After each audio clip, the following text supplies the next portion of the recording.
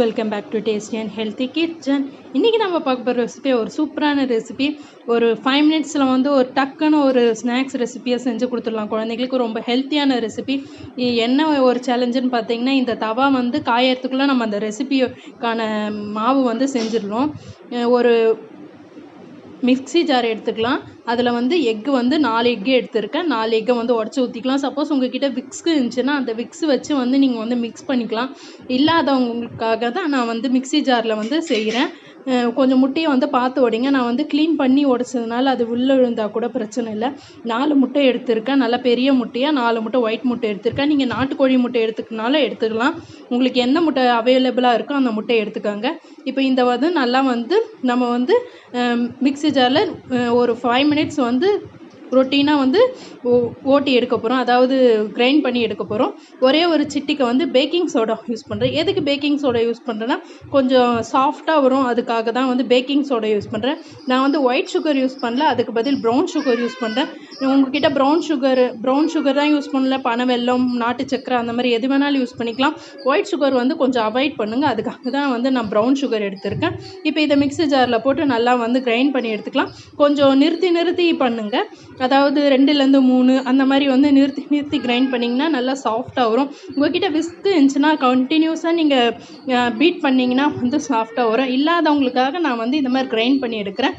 இது பாருங்கள், நல்லா வந்து எப்படி ஒரு க்ரீமியாக வந்திருக்கு பாருங்கள். இதை வந்து நம்ம வந்து வேறு ஒரு பாத்திரத்தில் வந்து மாற்றிக்கலாம். நீங்கள் விக்ஸ் வச்சு பண்ணிங்கன்னா நல்லாயிருக்கும். இதில் வந்து நான் வந்து ஒரு கப் அளவுக்கு வந்து மில்க் சேர்த்து மில்க்கையும் வந்து நான் வந்து கிரைண்ட் பண்ணி எடுத்துக்கிறேன். விக்ஸ்லேயும் நீங்கள் வந்து மில்க் சேர்த்து நல்லா கிரைண்ட் பண்ணி எடுத்துக்கலாம். மில்க்கு சேர்த்த பிறகு ஒரு 2 மினிட்ஸ் வந்து நீங்கள் கிரைண்ட் பண்ணாலே போதும். எக்கு சேர்க்கும் போது தான் வந்து அட்லீஸ்ட் வந்து ஒரு 3 மினிட்ஸ் ஆகுது நீங்கள் கிரைண்ட் பண்ணணும். ஏன்னா வந்து எக்கு வந்து நல்லா அந்த ஒயிட் கரு எல்லோ எல்லாம் வந்து மிக்ஸ் ஆகணும். இப்போ பாருங்கள், எல்லாம் வந்து பால், அது கூடவே வந்து பனை வெல்லம், எக், இது எல்லாமே வந்து ஃபுல்லாக வந்து மிக்ஸ் ஆகிடுச்சு பாருங்கள். இதை வேறு ஒரு பாத்திரத்தில் பார்த்திக்கலாம். இப்போ இது கூட வந்து நான் வந்து ஒரு கப் அளவு வந்து கோதுமை மாவு சேர்த்துக்கிறேன். கோதுமை மாவு எதுக்கு சேர்த்துக்கிறோம் அப்படின்னா, இது வந்து தண்ணியான ஒரு பொருள். மில்க்கும் சரி முட்டையும் சரி தண்ணியான ஒரு பொருள். இதை வந்து அப்படியே நம்ம சட்டியில் ஊற்றும் போது வந்து நம்மளுக்கு அந்த ப்ராப்பர் ஷேப் வராது. அது இல்லாமல் நம்மளால் ஊற்றவும் முடியாது. கோதுமை மாவு சேர்த்திங்கன்னா கொஞ்சம் இறுக்கி வரும், அதாவது கொஞ்சம் கட்டியாக வரும். அதுக்காக தான் வந்து கோதுமை மாவு சேர்த்துக்கிறோம். ஒரு கப் அளவுக்கு கோதுமை மாவு சேர்த்துக்கலாம். மைதா மாவு சேர்த்துக்கலாமா அப்படின்னா அவாய்ட் பண்ணிடுங்க. கோதுமை மாவு சேர்த்திங்கன்னா ரொம்ப டேஸ்ட்டாக டிஃப்ரெண்ட்டாக இருக்குது. அதனால் கோதுமை மாவு சேர்த்து, நீங்கள் கோதுமை மாவு சேர்க்கும் போது வந்து இந்த மாதிரி சின்ன சின்ன கட்டியாக வரும். அந்த கட்டியாக இல்லாத நீங்கள் வந்து சேர்த்துக்கோங்க. இப்போ பாருங்கள், இப்போ நம்ம அதை ரெடி பண்ணிட்டோம். அதுக்குள்ளே நீங்கள் பாருங்கள், குழி பணியார சட்டி ரெடி ஆயிடுச்சு. இப்போ இதில் வந்து நம்ம வந்து கொஞ்சம் கொஞ்சமாக அந்த செஞ்சு வச்சுருக்க அந்த மாவை வந்து சேர்த்துக்கலாம். எக்கு, கோதுமை மாவு, அது கூடவே வந்து மில்க்கு, இது சேர்த்து நம்ம சேர்த்துக்கலாம். இப்போ வந்து இந்த குழி பணியார சட்டியில் வந்து நம்ம வந்து ஃபுல்லாக எப்பவுமே வந்து ஊற்றக்கூடாது. ஏன் ஊற்றக்கூடாதுன்னா, அது வெந்து வரும்போது வந்து வெளியிலலாம் வந்துடும்.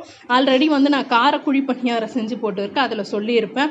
அதனால் வந்து கொஞ்சம் கொஞ்சமாக வந்து நீங்கள் சேர்த்துக்காங்க. அதை பாருங்கள், நான் ஒன்றுத்தில் நிறைய ஊற்றிட்டு அது பாருங்கள் வெளியில் வருது. காரக்குழி பணியாரம் எப்படி சேர்த்து லிங்க்கும் கீழே கொடுக்குறேன். அது இல்லாமல் தட்டடை செஞ்சுருக்கேன். அது இல்லாமல் வந்து கம்பு முறுக்கு செஞ்சுருக்கேன். Ribbon pakoda, sweet ribbon pakoda செஞ்சுருக்கேன். ஸ்வீட் சீடை செஞ்சுருக்கேன். எல்லாமே வந்து என்னோடய ப்ளேலிஸ்ட்டில் தீபாவளி ரெசிப்பியில் இருக்கும். ஸ்நாக்ஸ் ரெசிபின்னு பார்த்தீங்கன்னா வந்து வாழைப்பூ வடை செஞ்சுருக்கேன், பஜ்ஜி செஞ்சுருக்கேன், வாழைக்காய் பஜ்ஜி செஞ்சுருக்கேன். அப்புறம் வந்து வெறும் கீரை போண்டா செஞ்சுருக்கேன், மிளகு வடை செஞ்சுருக்கேன். அது கூடவே வந்து கீரை வடை செஞ்சுருக்கேன், மசால் வடை செஞ்சுருக்கேன். எல்லாமே ஸ்நாக்ஸ் ரெசிபியில் இருக்கும். வடை, போண்டா அந்த மாதிரி ப்ளேலிஸ்ட்டில் இருக்கும். பாருங்கள், ஒரு சைடு வெந்துடுச்சு. அதை பொறுமையாக நம்ம திருப்பி விட்டுட்டோம். பாருங்கள், 2 சைடும் வந்து நல்லா வெந்திருக்கு. இதை செய்யும் போது கொஞ்சம் அடுப்பை வந்து மீடியம் ஃப்ளேமில் வச்சுக்கோங்க. பாருங்கள், எல்லாம் வந்து எவ்வளோ சூப்பராக ரெடி ஆகிருக்கு பாருங்கள். இதில் வந்து நம்ம எக்கு, பால், கோதுமை, இது எல்லாமே ஹெல்த்தியான ஒரு பொருள் தான். நான் ஒயிட் சுகர் ஆட் பண்ணல, நாட்டு சக்கரை தான் ஆட் பண்ணியிருக்கேன். எல்லாம் ஹெல்த்தியான ஒரு பொருள் தான் வந்து செஞ்சுருக்கோம். இது குழந்தைங்களுக்கு ஈவினிங் டைமில் செஞ்சு கொடுத்திங்கன்னா அவங்களுக்கு நோய் எதிர்ப்பு சக்தியும் நல்லாயிருக்கும். குழந்தைங்களும் ரொம்ப விரும்பி சாப்பிடுவாங்க. எக்கு சாப்பிடாத பாருங்கள், சாஃப்டாக இருக்குது பாருங்கள். இது வரைக்கும் இந்த சேனலை வாட்ச் பண்ண எல்லாருக்கும் ரொம்ப தேங்க்யூ. இந்த வீடியோ பிடிச்சிருந்தா லைக் பண்ணுங்கள், ஷேர் பண்ணுங்கள், கமெண்ட் பண்ணுங்கள். தேங்க்யூ.